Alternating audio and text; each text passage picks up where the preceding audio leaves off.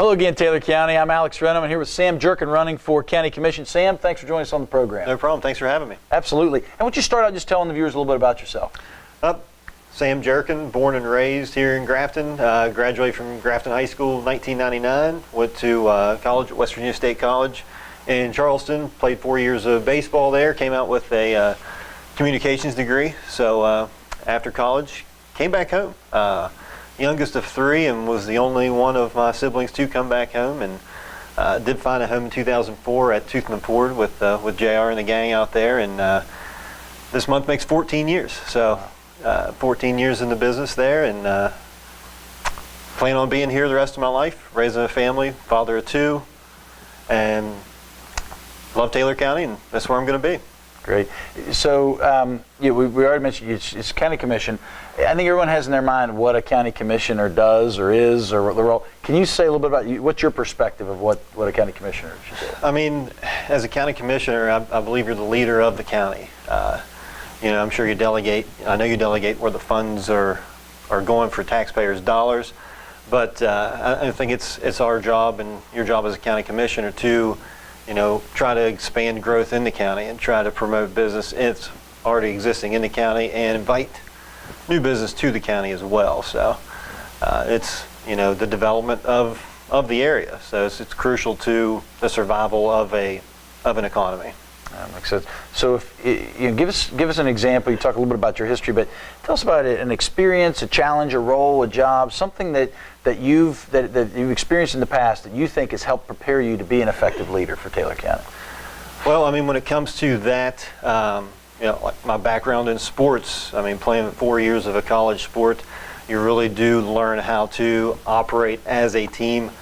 Obviously when you come in, you're the rookie. You kind of learn from the seniors, and as you work your way up, you earn your position, and then you kind of develop that role as a leader, by the end of your career.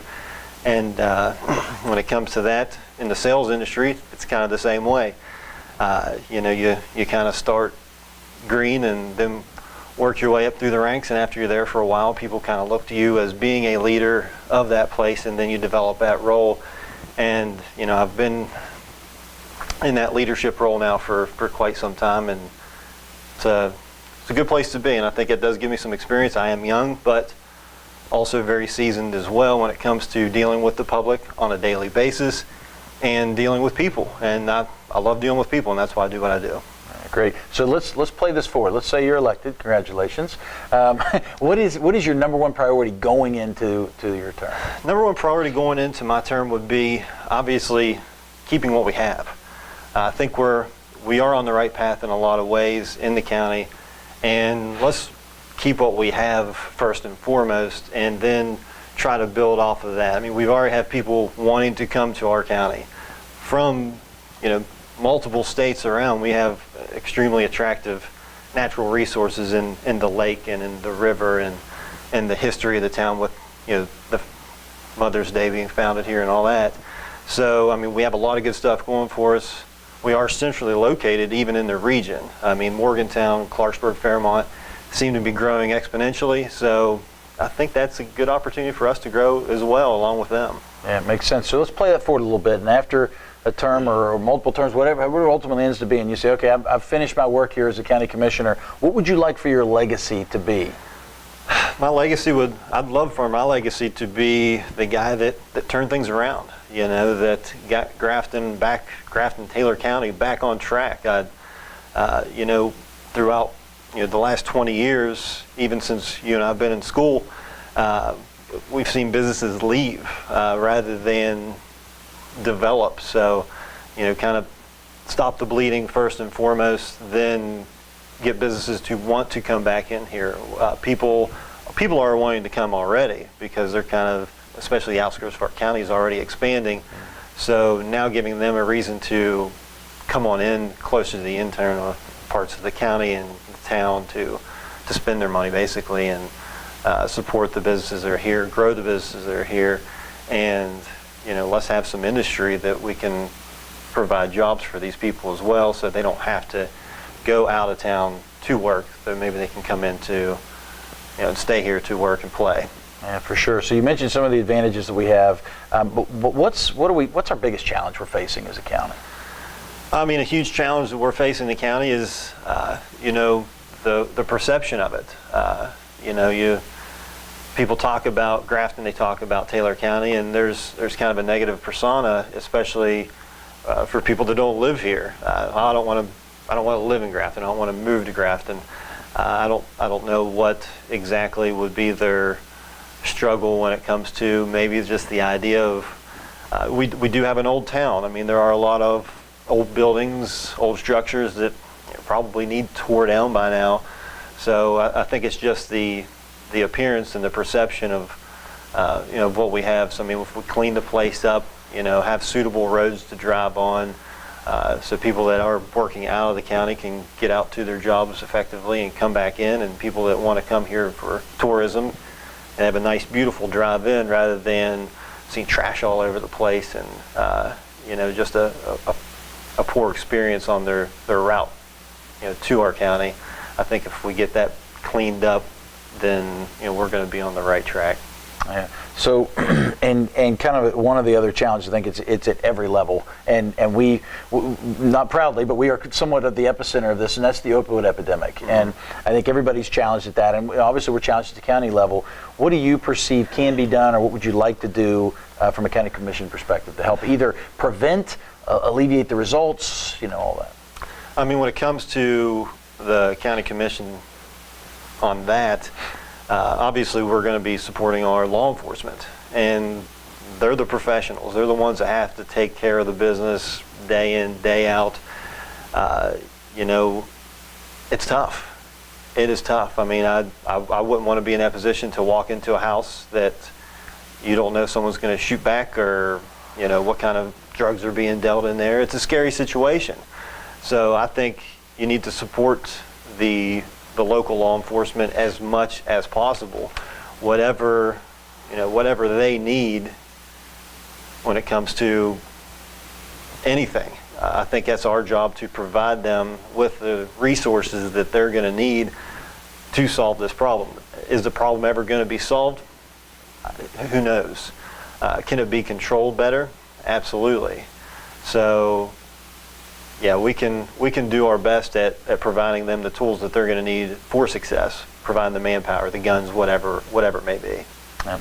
So I think you're aware. We asked the citizens of Taylor County to bring questions in, and there was no shortage of questions for the county commission. I'm sure. Race, and so we'll kind of go through a few of those. One of those was, and I'm not sure exactly, but there was several of this, so I think it's worth asking: is, are you planning to be a full-time commissioner? This is one of those roles that I think there's a sentiment out in the community that this is not a full-time, it's not being treated as a full-time leadership role in our county. Well, I think it's definitely a full-time leadership role. When it comes to, am I going to quit my day job? Absolutely not. But I believe that what I do at Toothman Ford in the sales business, I'm talking to people every day in the county anyhow. So I think it kind of will go hand in hand with what a county commissioner's job is going to be. I'm out there in the public every day. I'm in the county. I'm accessible. I'm easily reached by people that I'm already talking to. So, it's going to be easy for people to reach out to me because they know where I'm at, for one, and it's going to be easy for me to communicate with them if they have any problems, because I'm right here. I've always been here, and I feel like I know a ton of people in the county, in the community, and I feel like they know me on a personal level as well. So I think it would be an easier thing for them to come to somebody that they know and they trust for a problem. So I think that's a great thing. Yeah, and so obviously you aren't on the commission now, but one of the conversations themes that we pulled out was transparency, and that's a two-way street. We talk about that a lot on this program. That there's folks have to want to be engaged and they have to engage, but at the same time, from a leadership perspective, what's your plan or your perspective on the current commission, and from your perspective as a citizen? How can we make that more transparent between the county commission and the rest of the public? I think that's a great question. When it comes to transparency on that, I think people need to feel like they're invited. they need to feel like they're welcome to join those meetings. If somebody has a good idea, then someone has to lead them to water. And I don't feel like, as a citizen, sometimes I don't feel welcome in some of those situations. And it's just knowing that you are welcome, that you are important, that your opinion does matter, that somebody actually wants to hear your opinion. And if you have an issue that doesn't get resolved, it's okay, but there's an explanation why. It's maybe giving that person individually that explanation why, hey, you had this problem, we couldn't solve it, or we didn't have the funds or the means to do it, and here's why. I think if you explain to people why, and you keep the line of communication open, and you're completely honest with what happened, people respect that. I mean, they'll look positively at that. Sure, and you talked earlier about leadership, and one of the sentiments out there was what they're searching for is proactive leaders, people who are going to go out, as opposed to saying, well, that wasn't brought to me, or I haven't seen that brought to me. More of let's go out and create this and do this. And can you give your perspective of how you will be more proactive, or will you? And that's okay if not, but I mean that's really kind of the theme there. Absolutely. I mean, when it comes to anything, if you want something, you have to go after it. You have to ask for it. Somebody's not just going to come in here and say, hey, we want to give you guys this. Take it. You're going to have to physically go out, ask for the business, ask that person, that company, to come to your area. They may say no, but it's one of those things you can't take no for an answer. We have to sell basically our community, our county, on why it's going to be beneficial for them to want to come to us, because no one's going to want to come here unless they're going to prosper too. It's all about what's going to be in it for them. So obviously we have to make it attractive for them to want to come here to bring their business here as well. Yeah, it makes sense. You mentioned about coming in and some of the structures, and let's touch on that a little further. The city is obviously, I think most folks know, they've offered a matching facade program and are trying to do things. They've had a lot of demolition in the area, and there's questions around that being how much we're putting into prevention versus demolition. But this question specifically for this race extends to the county. And what's your perspective on what the county commission and the county should be doing in terms of the structures, either dilapidated or needing repaired, or even like matching type programs? I mean, what are your thoughts around that? I mean, when it comes to that, I mean, the outskirts of our county, like I said before, they're the place that seems to be growing. A lot of new houses going up, especially in toward Harrison County line, toward the Mon County line. So we've got a lot of nice areas in there, nice communities developing.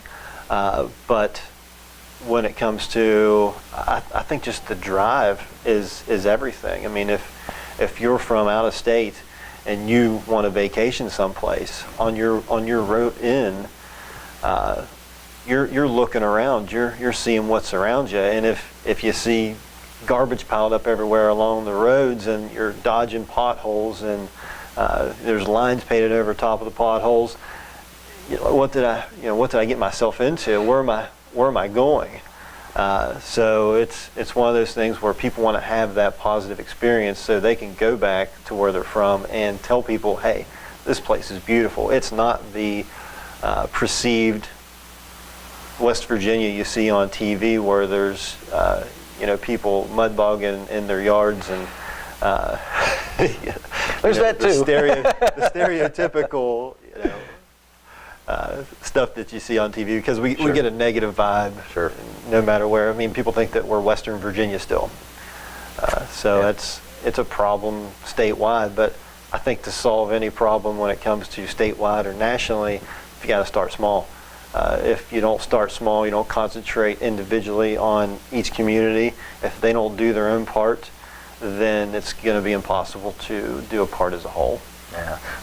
One of the themes out there was transportation in the county, and specifically around a bus service. And I know there were some efforts in the past, potentially by the county, the city, some groups, but I'm not sure it ever really got to fruition. Obviously, it didn't get to fruition, but do you have any perspective on that or insight into, is that something you think is needed here, and if so, how can we execute that? Or I don't really see a bus service necessary. Obviously, it'd be one of those things where you'd almost have to poll people, because the majority of our county works out of the county, if they would feel the need for that service, because everybody works different shifts.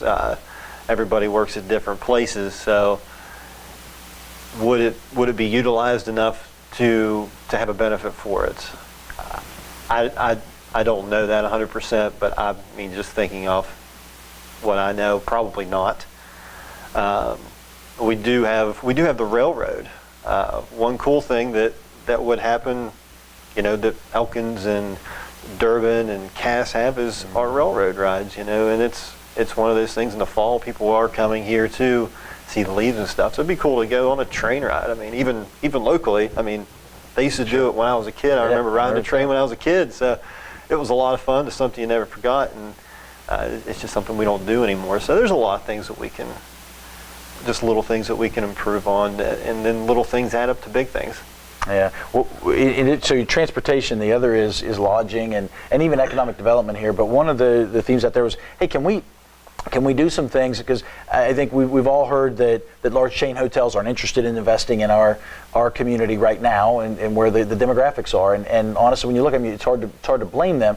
That said, if people are going to come here, they need a place to stay. We've got some places, but there's been some creative ideas out there around incentivizing B&Bs or Airbnb type models here in the county. Is that something that is interesting to you? Does it make sense? Do you have other thoughts around what lodging for folks here? I think that's a huge issue. Like I said, when I was in college, my summer job, I worked at Taggart Lake for Danny Williams. I pumped gas, rented boats, worked there 2 summers. And walking the docks, probably 40 to 50% of the boats that are on those docks don't have West Virginia tags on them. Mm-hmm. So these people have invested money for their entire summer to come to our lake. So where are they going? They're coming here every weekend. They're driving 2, 3, 4, sometimes 5 hours away, talking to these people. If they want to stay, generally the lodge is booked up. I'm not sure how many rooms are in there, a dozen or so rooms at the lodge, which probably needs some updating as well. Probably hasn't been remodeled since the 70s. We do have some cabins. The cabins are really nice. They're awesome. But for these people that want to come in and week out, it's going to be hard for them to book those places up, because they're already booked up, I'm sure. So I don't see why a chain hotel would not want to come to our county. I know it may be for only 5 months out of the year, but we do have a lot of oil and gas people coming this way as well, and that's starting to take off again too. We're going to see more people come in on that with the pipelines going and everything. So I think a need for a major chain hotel is there. You're going to look at the demographics. It might not look appealing, but then again, the people that are looking at those numbers might not be seeing 100% accurate figures as well. So sometimes it's where you literally have to sell the thing to them. Sell them. Right. Yeah, right. You mentioned oil and gas, and that's something on the minds of a lot of our folks that were reaching out. And the idea of, okay, so we've got our infrastructure that is taking a toll. But we also have an opportunity as a community, because we are in that path, right?